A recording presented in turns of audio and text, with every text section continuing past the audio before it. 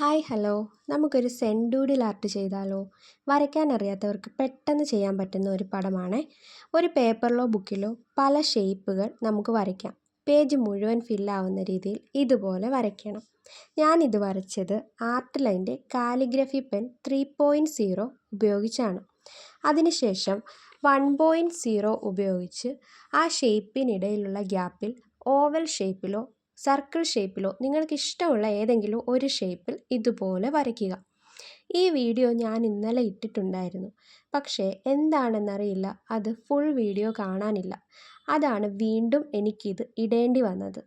പടം വരയ്ക്കുന്നതിനേക്കാൾ അത് കണ്ടുകൊണ്ടിരിക്കാൻ ഇഷ്ടപ്പെടുന്നവരാകും നമ്മളിൽ ചിലർ.